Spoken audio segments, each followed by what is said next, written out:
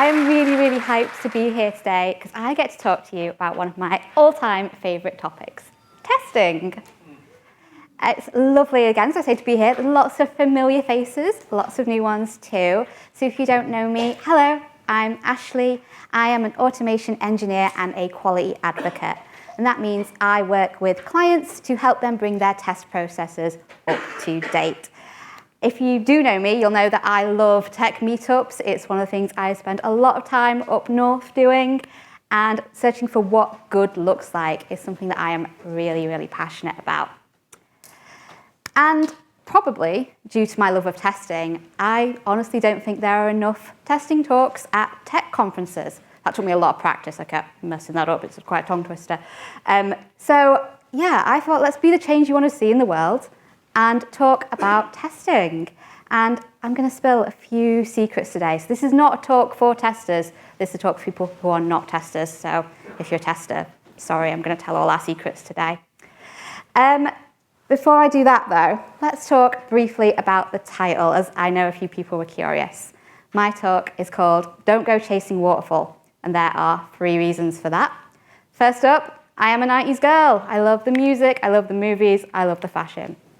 Second, whilst I don't think that TLC were talking about the dangers of waterfall development methodology, for me, it does fit, as I hate waterfall testing.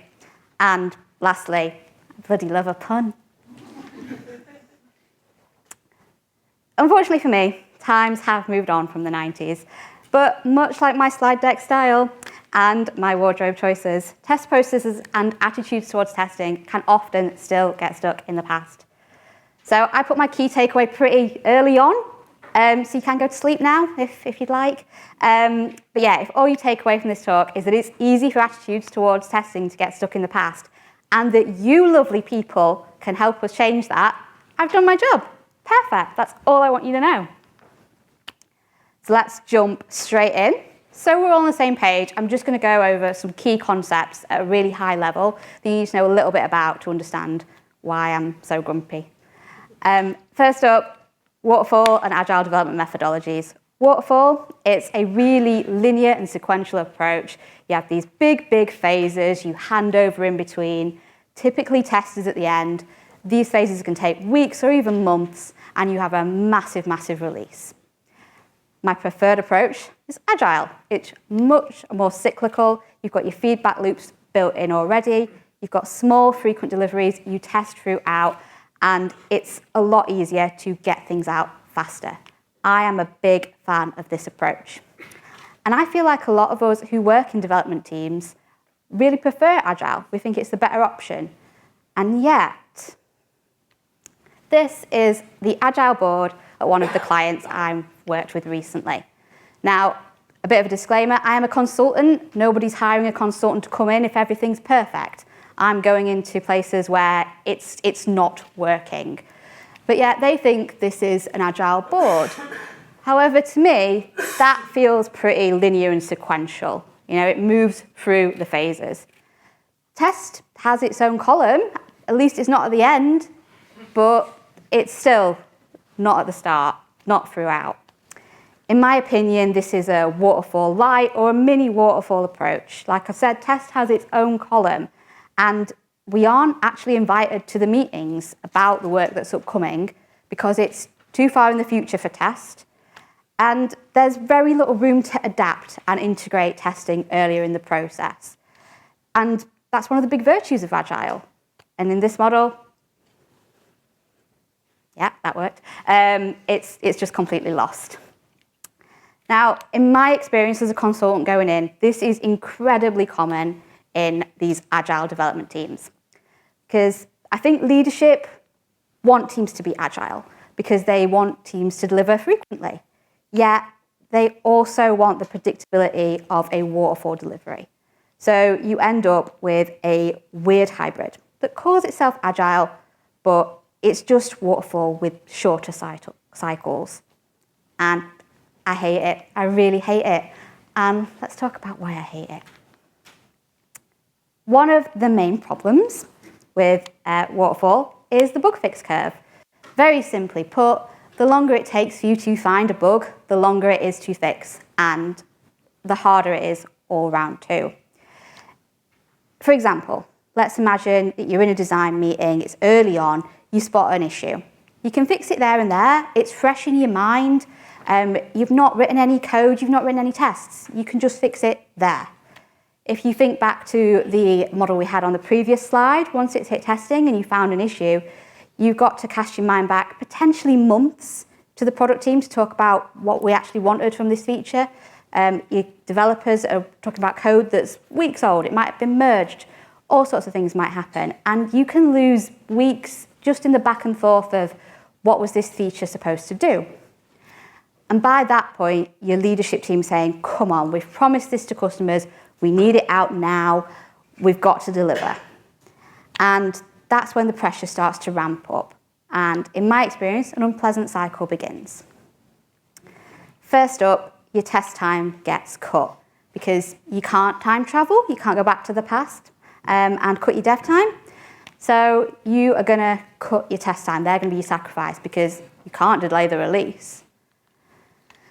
There then becomes a not so subtle pressure to not raise bugs on the test team. Because the attitude towards you finding a bug has shifted from, oh wow, great catch, let's sort that out, to, oh God, again, right, whole team in a room, how did we miss this, what are we going to do, when are we going to get this resolved, let's maybe do some overtime to sort this. And yeah, you just feel pressure not to actually raise the bugs.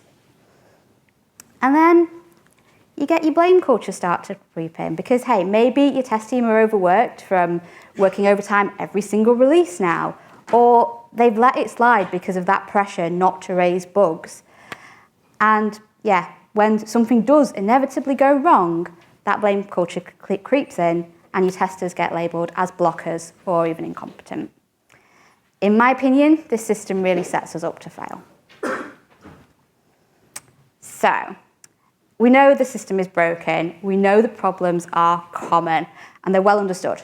Yet we keep falling into the same traps. I mean, I'm sure we've all heard we just need to shift left, right? Weird mimes aside.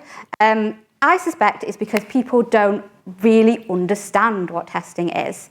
Obviously, I'm not talking about you lovely and informed people here today, but I've worked with some people who fundamentally just don't get it.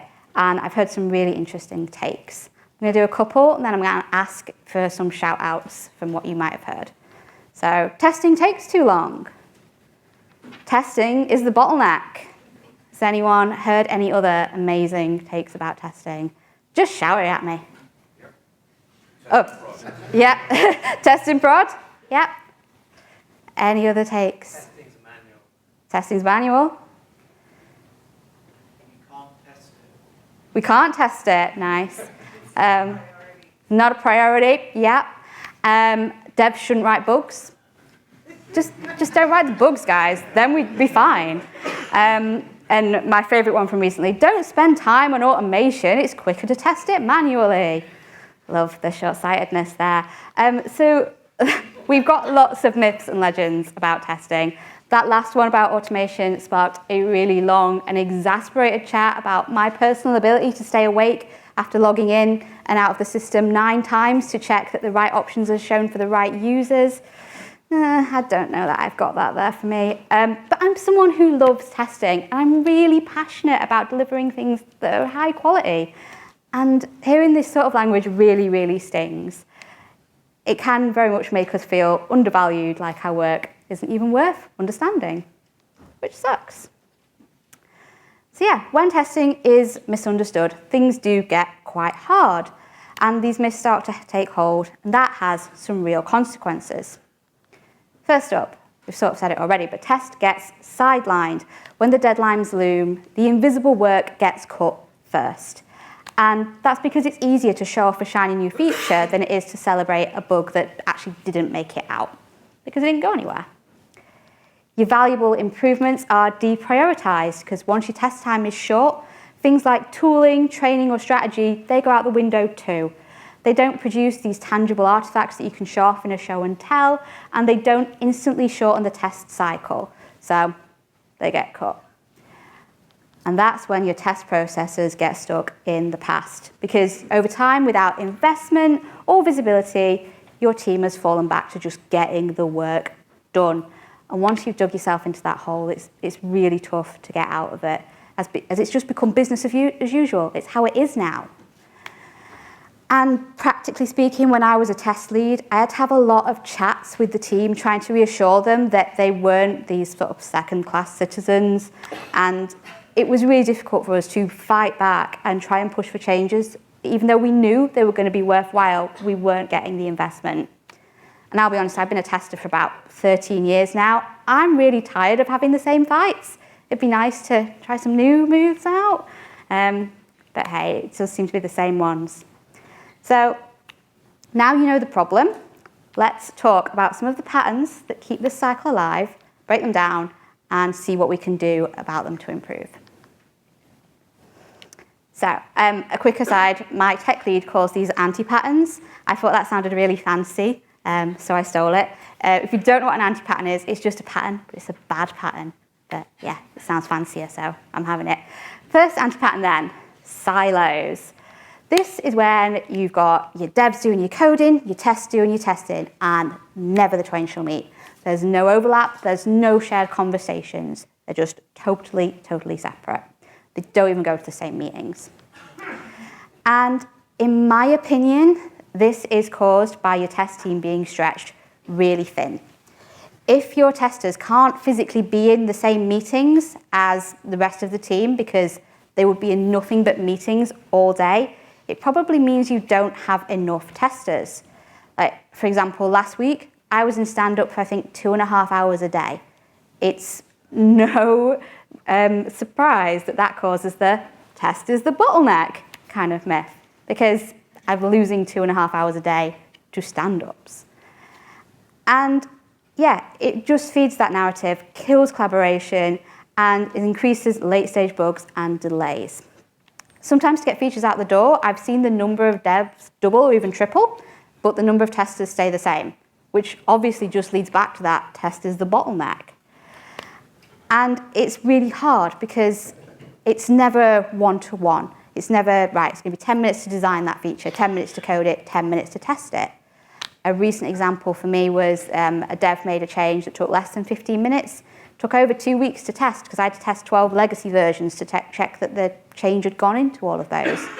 And that really frustrates everyone, and it just makes silos that much harder to manage. So, what can we do? How can we solve this? You've just got to start collaborating. If you can, if you've got enough people, bring your testers into your meetings, into refinement, into design, into planning. Ideally everything if you can. I would love to get them properly integrated into the team. If you can't do that, you might need to hire some more testers. A good rule of thumb from what I've seen is about 3 people producing work that needs to be tested to 1 tester. Not a hard and fast rule, but that will certainly help. Now, if you don't have the power to balance the team, if that's not something you can do, then I think a really great way is to try some role swaps or pairing sessions, because work really does ebb and flow, and sometimes it spikes. And if you're prepared for a spike ahead of time and the whole team can swarm and get on board and do some of that painful manual regression that you still have from ages ago, that would really, really help. Help you share the work. And big point for me, remember, if everything stalls because maybe your tester has gone to speak at a conference, then that definitely means you need to hire more. We aren't releasing this week because I am here. So, oh dear. Another big anti-pattern, just click all the buttons. This is when you are reducing testing down to just simply clicking. In my opinion, it's caused by people viewing testing as box-ticking work or this sort of low-skill mechanical work. And when you view it that way, you tend to shove it at whoever's around and expect them to do it perfectly, because you believe testing is easy. It's really difficult for us in test because expertise isn't recognized, so the right people aren't hired. And then, surprise, surprise, you get problems. it's not a surprise to me that if you hire an accessibility expert, they're not going to find a load of performance and security bugs. Yet I've worked with managers who expect that person to find those bugs because they've lumped testing together under this one massive umbrella of testing, and testing is just easy, so they should find it all. I'm going to give another example, all anonymized examples. I was once in an interview with, I think they were the CTO of the company, and we were interviewing a new tester. And the only questions the CTO asked were, can you spell these words? And can you do these basic addition? And that was it. That was all he asked. He literally equated testing to spell check and calculator. I mean, I'm not too worried about AI coming from my job because so far the calculator hasn't had it yet. But yeah, it's not a surprise that this kind of thinking keeps the role undervalued, and really annoyingly for me, the salary is artificially low, guys. Anyway, to solve this one, it's a culture shift. It's not a shift click. So it's about changing that mindset. Testing is not about checking things off a list. It's about thinking what could go wrong. And you're going to start with some small actions to move your culture in the right direction. First up, for me, it's super important that you have a clear and focused strategy or charter and that it's made visible to the whole team. So you can demonstrate that testing is a deliberate activity and it's a valuable part of delivery. Make sure you hire with intention, hire the experts that you need. If you suddenly need security testing, hire an expert. Or if you can't do that, at least send the team on a course about it. They're not going to catch security issues if they are a bunch of, let's say they're a bunch of manual testers and they've not had this training before. They're not going to catch any issues other than what that might be obvious to everybody. So please, please hire with intention. And when you hear this sort of, oh, well, testing's easy, don't worry about that, it'll be fine, it's box ticking, I find it very helpful to link back to impact on our users. Questions I ask are things like, well, what's the impact on our users if this flow stops working? Or even, how much is it going to cost us if the users can't access that feature? And that ties, see if the finger guns work. Yeah, that reframes testing as risk reduction and product confidence, not just clicking things. Now, automate everything. So I am an automation engineer. I'm a big fan of automation.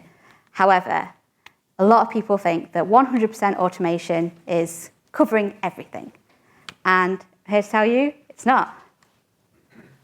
That's a fun little extra in this talk, just having to make them come back. So this is when people miss the nuance. Leaders hear faster, reliable, repeatable, and they assume that automation is basically free. They forget that you have to hire someone to come and write your shiny new framework and build out all your tests. And actually, that's a big time investment. In my experience, it takes about 3 times as long as doing it manually. You do only have to do it once, but it's a big time investment up front. And it's a skill in its own right, especially when you combine that with the previous anti-pattern where you just think testing is easy, so anyone can do it. That's when you get flaky, difficult to maintain tests with really weird patterns. Especially when you assume that they're just going to instinctively know what to do because, again, you think testing is easy. A lot of my job going in as a consultant is to look at frameworks that people have built and make it not terrible. Basically something you can actually trust. A lot of it is, just the pipeline doesn't work. We don't trust these tests. Please build us tests that we can actually trust. And yes, this is the myth around this, is that automation is the silver bullet and that it can replace all your manual testers. It very much can't. That undermines the role entirely. So, to solve it, we're going to use automation to assist our testers. I've said it in the previous slide as well. You need a clear strategy to implement, maintain, and continuously improve your tests. You need to budget for maintenance up front. If you don't, your tests will get stale, which means they don't identify new bugs, or they will become flaky, which means that failures don't indicate an issue. And people will stop trusting them. As I've said, that's like 90% of my job is making sure people can start to trust their tests again. You should very much use automation to support rather than replace your testers. It's absolutely a balancing act. It is amazing at regression testing, sort of those same flows over and over and over again where humans might get bored or miss something. That is amazing for automation. If it's something like, is this usable? No, it's got no idea. And it definitely can't, well, right now, it definitely can't do exploratory testing, and yeah, usability testing especially. It very much shines when you use it with humans. And for me, please, please, please don't chase 100% coverage. This is one we get a lot as consultants, like, we want 100% coverage, then we know it's all sorted, it's all covered. And yes, I could spend hours and hours and hours writing tests that would eventually give you 100% coverage, but they might be absolutely useless. They wouldn't actually find any issues. Now, for me, it's about monitoring the outcomes. For example, how robust the release was. Did your customers even notice, or were there loads and loads of calls to your customer support about all the brand new issues? And that, I think, is where the real value for this lies. Right, so we've talked about the common anti-patterns and how you can address them.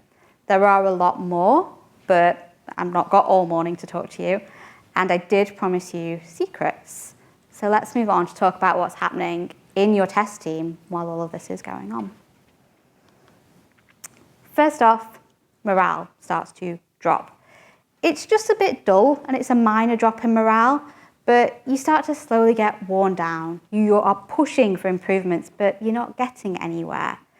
The work is monotonous and repetitive. You've been shut out from exploration, you've been shut out from meetings, and over time, it gets worse. The fight for improvement feels endless and unwinnable. Your burnout starts to set in. No, don't look at that. Even really friendly and collaborative gals with jazzy earrings and an attitude that says, children's TV presenter, get labelled as difficult, negative, or my all-time personal favourite, frosty. Ooh. When it's our literal job to ask questions and raise issues. Someone said to me yesterday, you don't hire the building inspector and then go, well, you've raised all these issues. Well, I didn't want you to tell me about the issues. I want you to just say the house was fine. Yeah, it's our literal job. And then you start to negotiate. So I've been in these pre-stand-up chats with the test team where we will get together and decide whose turn it is to be the negative one for the day. Literally, I've been in these chats because we don't want all of us to be viewed as negative. So we're like, right, Tim, it's your day to be the complainer, and we'll rotate around. You'll be free again tomorrow. Yeah, and as we're negotiating, we're losing the passion and the curiosity that actually is key to being a great tester in the first place. All right, so the big secret, this is the final kicker. We're actually trained to soften ourselves. When I was training for my ISTQB cert, they spent a lot of time discussing attitude and literally teaching us to raise bugs nicely so you don't hurt people's feelings. So you do a lot of talking like this and, oh, I think I found an issue. Sorry.